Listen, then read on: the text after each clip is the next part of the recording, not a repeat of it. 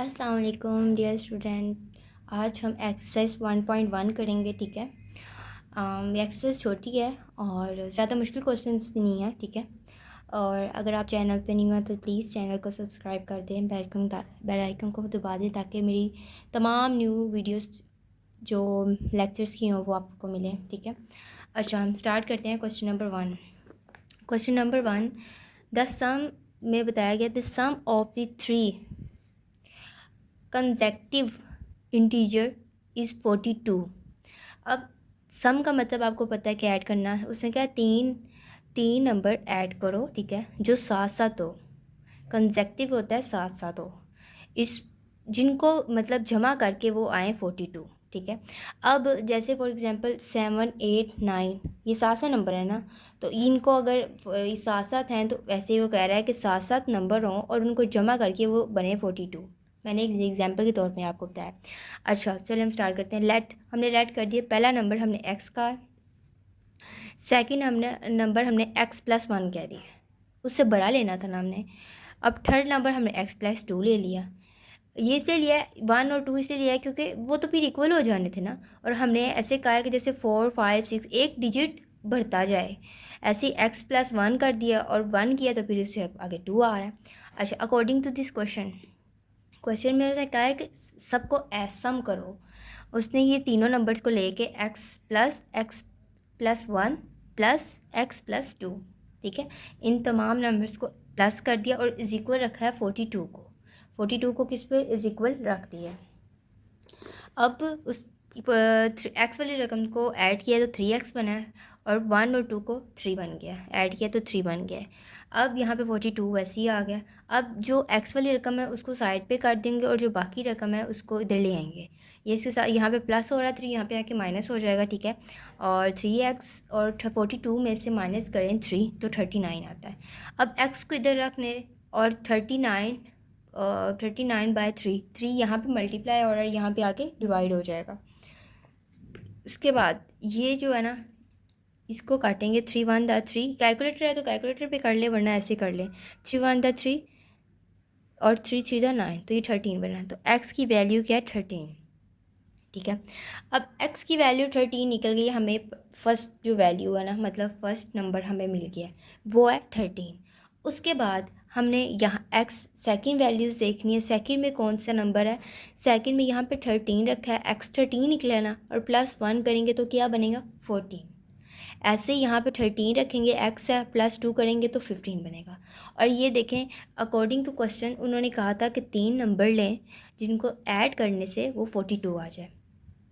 तो हमने 13, 14, 15 लिखा है। ये 7 है, कंसेक्टिव कम नंबर है और इनको ऐड करने से 42 आ रहा है। ठीक है, इजी क्वेश्चंस है, आप तो प्रैक्टिस करेंगे तो इंशाल्लाह आपको आ जाएंगे।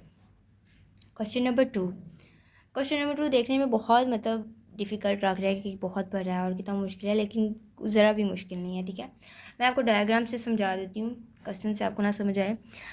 उसने कहा डायग्राम लें एक, ठीक है, और उस पर एंगल बनाए ए बी सी।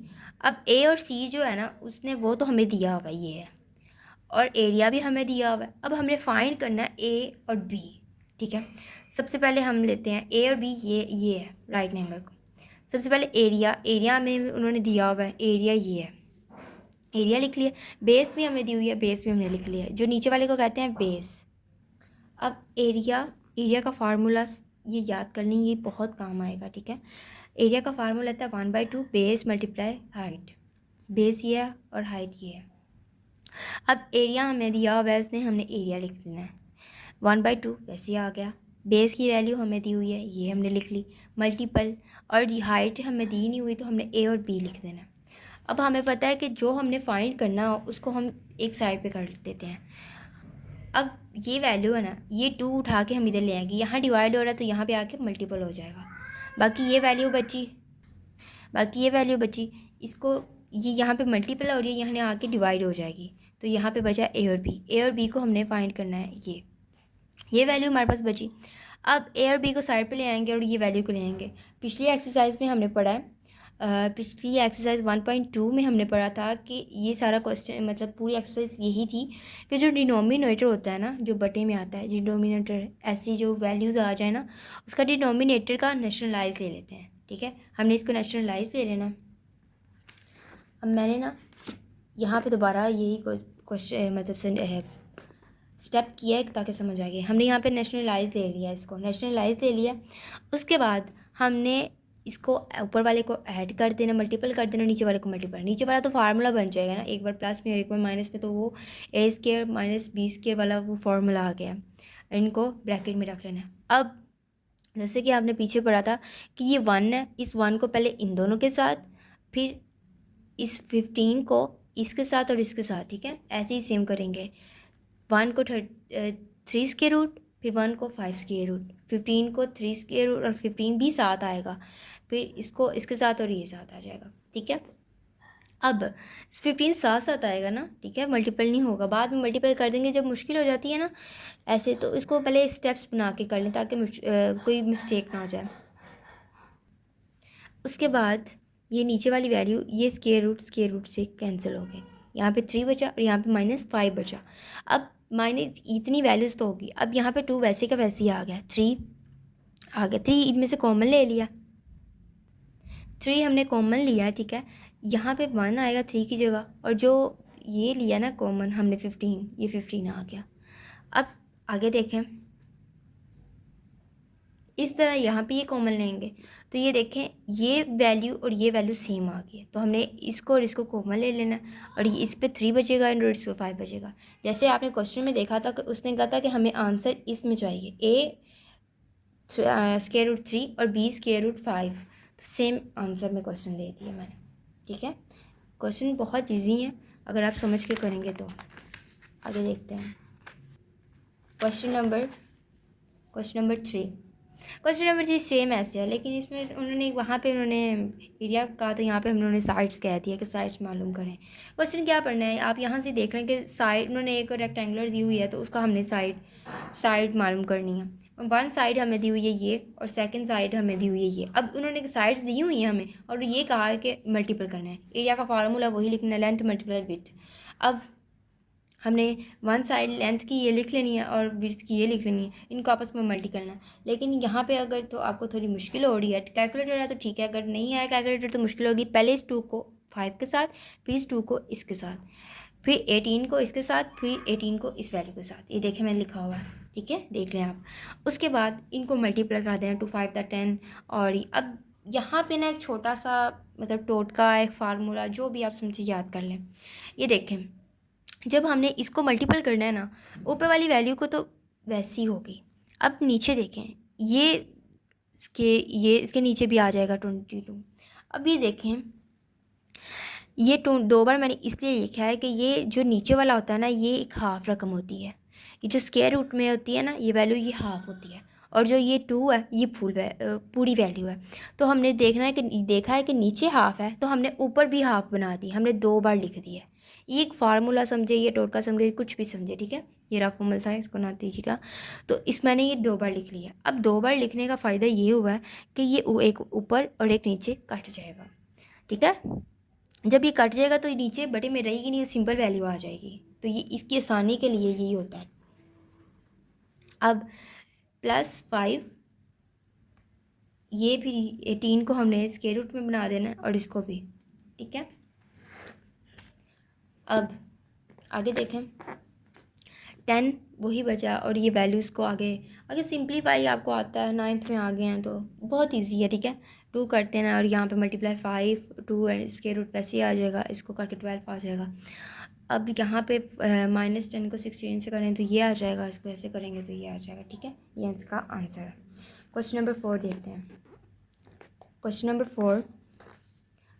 4 में उसने कहा है कि फाइंड 2 नंबर्स। उसने कहा 2 नंबर्स लें हुज, इसका सम करेंगे तो 68 आएगा और डिफरेंस इज़ 22, और इसको सब्ट्रैक्ट करेंगे तो उसका 22 आएगा। अब हमने लेट किए 2 नंबर x और y according to this question, यानी ये शॉर्ट फॉर्म में लिखा हुआ है। ठीक है, अब x प्लस इन दोनों को एक बार प्लस में लिखना है, एक बार माइनस में लिखना है, ठीक है। और इज इक्वल को एक बार 68 रखना है और एक बार 22 रखना है, क्योंकि एक बार उसने कहा है कि इस करने से, सम करने से 68 है और माइनस करने से 22 आया, तो हमने ये दोनों वैल्यू रखनी। ये दोनों 2x हो गए, ये प्लस माइनस में तो ये कट जाएगा।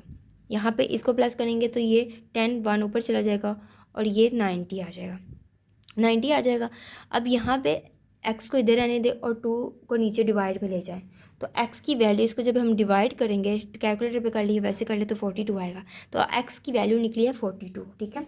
उसके बाद हम x की वैल्यू तो हमें पता चला कि यह कि इसको दो नंबर्स को हम सम करेंगे तो वो 68 आ जाएगा। अब जब पुट y की वैल्यू देखनी है तो पुट इन इक्वेशन 1, पहली इक्वेशन लेनी है हमने, पहली इक्वेशन में हमने x को पुट कर देना है, x को पुट कर देना 45 is equal plus y is equal 68, ठीक है। अब y वैसे ही आ जाएगा 45 इधर जाके 8 मतलब माइनस हो जाएगा 68 के साथ, तो 23 आ जाएगा। मतलब ये कि प्लस करने से हमारे पास 45 आ रहा है और माइनस करने से हमारे पास 23 आ रहा है, ठीक है। क्वेश्चन नंबर 5 हमारे पास है द वेदर इन लाहौर का मौसम was usually war during the summer of 2024। उसने कहा लाहौर का मौसम आम तौर पर गर्म होता है गर्मियों के मंथ और साल 2024 में। दी टीवी न्यूज़ रिपोर्ट, टीवी में न्यूज़पेपर उसने रिपोर्ट दी है कि एज हाईएस्ट 48 सेल्सियस, के सबसे ज़्यादा जो टेम्परेचर सेल्सियस है वो 48 है। फाइंड इन फ़ारेनहाइट रेट, तो फ़ारेनहाइट रेट हमने फाइंड करना है, तो चलो करते हैं। सेल्सियस हमें दिया हुआ है 48 लिख दिया है, फ़ारेनहाइट हमने इसको फाइंड करना है। तो फ़ारेनहाइट का जो फार्मूला आता है ना वो ये होता है, इसको याद कर लें, 9/5 सेल्सियस प्लस 32, ये इसका फार्मूला, ये याद कर लीजिएगा, ठीक है। 9/5 वैसे लिखना है, सेल्सियस का 48 लिख लेना है और 30 प्लस 32। अब इसको मतलब मल्टीपल करेंगे तो ये कैलकुलेटर पे कर लीजिएगा, वैसे करना है तो वैसे कर लीजिएगा। ये इसको करने से ये आंसर आ गया और 32 प्लस उसके बाद इनको करने से इसको डिवाइड किया तो ये आंसर आ गया और इसको ये आ गया। हमने ये सेल्सियस फ़ारेनहाइट रेट आ गया, ठीक है। क्वेश्चन नंबर 6 देखें, the sum of the age of the father, उसने कहा है कि प्लस करो फादर एंड सन, मतलब बाप और बेटे की उम्र, दोनों की उम्र मिला के 72 ईयर्स है, 72 ईयर्स है। 16 ईयर्स अगो, 6 साल पहले, the father's age was 2 times the age of the son. उसने कहा है 6 साल पहले जो फादर की एज थी, जो बाप की एज थी, उम्र थी, वो 2 टाइम ज़्यादा थी बेटे की उम्र से। What was the age of the son 6 year ago, तो 6 साल पहले सन की एज कितनी होगी। ठीक है, इस क्वेश्चन में इसने 2 क्वेश्चन पूछे हुए हैं कि पहले अब की एज क्या है और 6 साल पहले की इन दोनों की एज क्या है। तो हम नाउ देखते हैं, age of the son x लिख देते हैं, age of the father y लिख देते हैं। सबसे पहले हमने इन दोनों की एज को प्लस करना है, तो 72, ठीक है। उसके बाद 6 ईयर अगो पहले क्या है, सन की एज x-6, क्योंकि माइनस करना है ना हमने, जैसे अब 20 है, 20 में से 6 माइनस करेंगे तो 6 साल माइनस करेंगे, 20 साल अब उनकी उम्र फॉर एग्जांपल, ठीक है, सपोज कर लेना, और 6 साल इसको माइनस करेंगे तो बाकी 14 बचेंगे ना, तो इसी तरह हमने माइनस कर दिया है। ऐसे father y is equal, father में भी वाई इज इक्वल, फादर को वाई किस इक्वल रखा था ना, तो वाई इज इक्वल 6, ठीक है। अब अकॉर्डिंग टू दिस क्वेश्चन, अब ये देखें, फादर की एज लिखती है और सन की एज भी लिखती है। अब उन्होंने ये यहाँ पे इन्होंने पॉइंट भी बता दिया है कि जो फादर की एज थी वो 2 टाइम्स सन की एज से ज़्यादा है।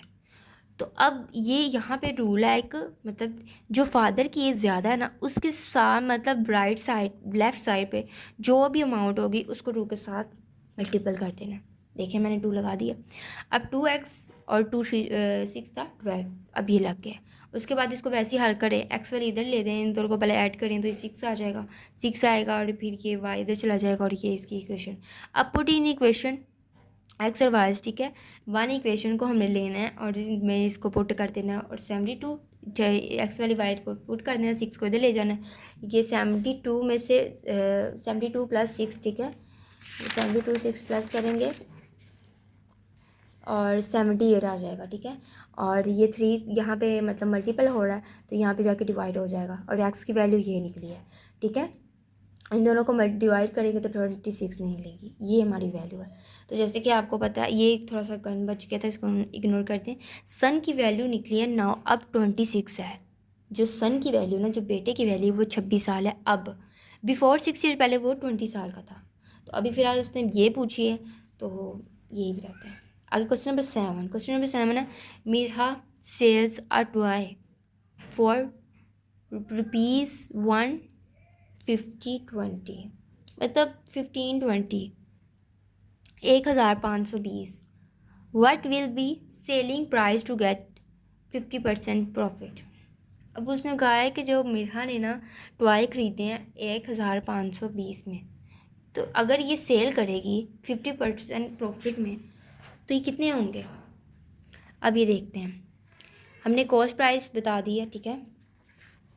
उसके बाद हमने प्रॉफिट बताया, प्रॉफिट के बाद अमाउंट। अब जब इसको देखें, प्रॉफिट अमाउंट है ना, ये इसके जो परसेंट है ना, इसकी वैल्यू होती है 100। तो इसको 100 के साथ और जो कॉस्ट वैल्यू होती है इसके साथ इसको डिवाइड करना है, डिवाइड करके ये आंसर है, ये आंसर है ये। अब कैलकुलेटर है तो कैलकुलेटर से कर लेनी, तो ये बहुत ईजी है। ये दोनों जीरो से कट के 1 की कोई वैल्यू नहीं होती, ठीक है। उसके बाद कॉस्ट प्राइस को प्रॉफिट को प्लस कर देंगे, प्लस करने के बाद दोनों की वैल्यू लिखेंगे और वो ये आ जाएंगे, ठीक है। ये भी आंसर आ गया। क्वेश्चन नंबर 8 देखें। क्वेश्चन नंबर 8 भी बहुत ईजी है, ठीक है। ये इसमें बताया the annual income of Tayyab is rupees, ये बताई हुई है उन्होंने। वेल जबकि एक्सपेंड अमाउंट ऑफ ये 1.5 लाख, हाउ मच टैक्स।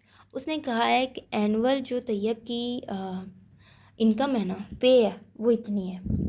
और जब उस पर थोड़ा सा वो टैक्स लगा देते हैं तो वो 1.5 लाख हो जाती है। हाउ मच, वो इतनी उसको बचती है, सॉरी इतनी इसको बचती है। ये एक्सट्रीमली जो बाकी इसके बगैर जो बचती है 70% पे वो कितनी कितनी इनकम पे वो टैक्स लगाते हैं। तो सब टोटल इनकम हमने लिखनी है, वो ये है। उसके बाद जितनी उसको मिलती है जिस पे टैक्स नहीं लगता वो ये है। उसके बाद इसमें से इसको माइनस करेंगे तो हमें पता चलेगा कि ये जो ये रकम निकली है ना, इतने में ये टैक्स लग रहा है, ठीक है। आगे देखते हैं। अब उसके बाद टैक्स रेट जो वैल्यू है ना, अभी मैंने पीछे बताया कि इसके 2 ज़ीरो देखें, ये पॉइंट डेसिमल की जगह 1 और 1 2 डेसिमल 0 तो इसकी जगह आ गए, लेकिन इसके भी 2 ज़ीरो लगने हैं ना परसेंटेज की, तो वो ज़ीरो ये लगे हैं। अब ये भी बहुत सिंपल है कि ये 4 ज़ीरो इस 4 ज़ीरो से कट जाएंगे, ठीक है। इसको और इसको मल्टीपल करके ये आ जाएगा, ठीक है। इतना सही। लास्ट क्वेश्चन है एक एक्सरसाइज का, क्वेश्चन नंबर 9। क्वेश्चन नंबर 9 देखते हैं। Find the compound markup price. Markup price कहते हैं सूद को, ठीक है। जो बैंक में हम पैसे देते हैं और वो जो उन पे सूद लगता है ना, वो फॉर 1 ईयर्स, 1 साल का the rate of 14% compounding annual कितना होगा। तो ये हम देख लेते हैं, ठीक है। प्राइस इतनी है, ठीक है। इस पर रेट 50% एनुअल लगा है। अब 50% को जो भी अमाउंट होगी उसके परसेंट को 100 के साथ डिवाइड करना है और अमाउंट के साथ मल्टीपल कर देना है, ठीक है। और इन दोनों को मल्टीपल करके ये 0 0 से कट के इनको डिवाइड करके ये आया, ठीक है। ओके बच्चों, मिलते हैं नेक्स्ट वीडियो पे। अगर वीडियो अच्छी लगी हुई तो चैनल को सब्सक्राइब कर दें, ठीक है। और कमेंट में मुझे बताइएगा कि मेरी समझ कैसी आई आपको। अल्लाह हाफिज़।